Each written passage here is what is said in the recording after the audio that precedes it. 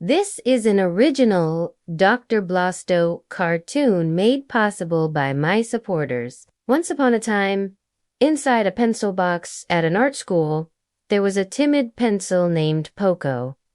His paint was almost black, but he was anything but cool. He was scared of everything. One day, Poko heard the dreaded footsteps of their owner, a young girl who always brought them to school to draw pictures. Whenever she used him, Poko had to sit still while she put him against a sheet of paper and pressed down hard, scratching his paint off and leaving marks that would never come off. It was a fate worse than being dull. He hated it. The next time the girl came to class with her box of crayons, Poko hid under a piece of tissue paper and squeezed his eyes shut. "Please don't open the lid. Please don't open the lid," he begged as the lid slowly creaked up.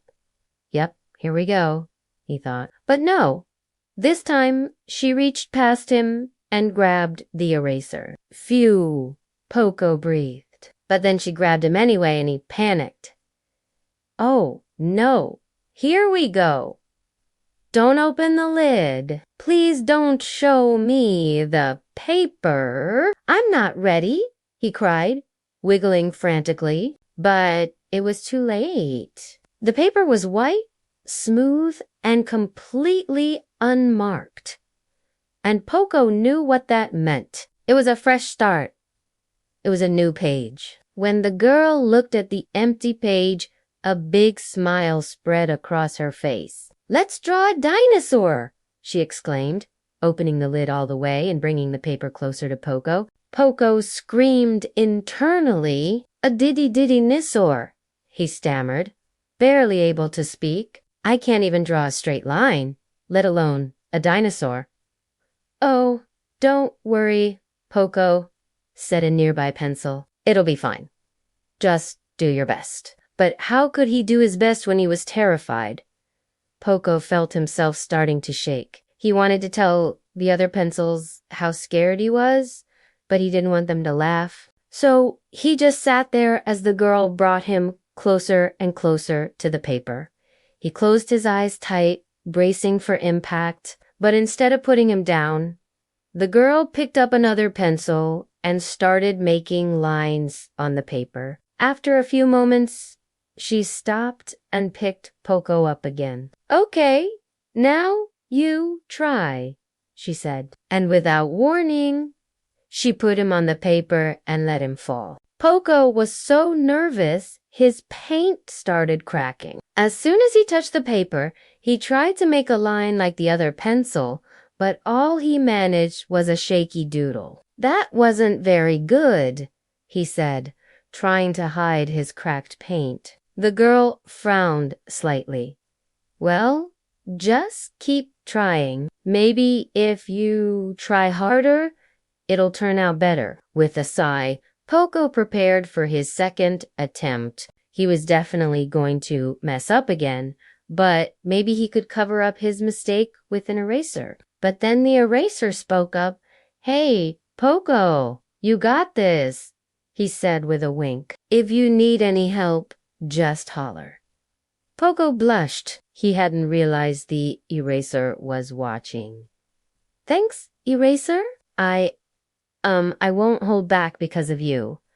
"No worries," the eraser replied with a grin. "I got your back." Taking a deep breath, Poko went back to drawing. This time, instead of trying to draw a thick line, he focused on making something thinner. Slowly but surely, he began to feel himself relax a bit. And wait a minute, he thought. Maybe this isn't so bad. After a few more attempts, the girl decided it was time for a new sheet of paper. She put Poko down and picked up a clean one. Poko's heart sank. Now he actually had to start over from scratch. What if he couldn't make a good drawing? What if the other pencils laughed at him? No, he wouldn't let that happen. He took a moment to calm down before getting picked up again and placed on the paper. Then he started drawing the tail of the dinosaur. At first, it was shaky, but as he continued, he began to feel more confident. Before he knew it, he'd drawn the whole thing. Poko blushed with pride as he saw the finished drawing. "Wait a minute," he said to himself. "That wasn't so bad."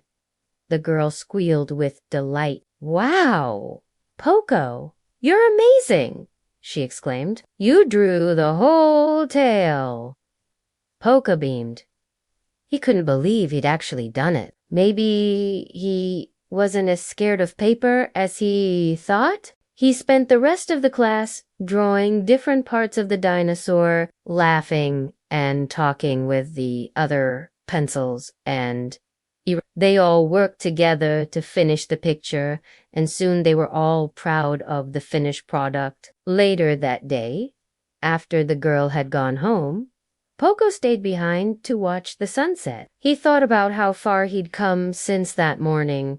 He used to think paper was scary, but now he kind of liked it. Sure, being erased wasn't great, but if you messed up and fixed it quickly, nobody would ever know. And being sharpened wasn't as bad as he thought either.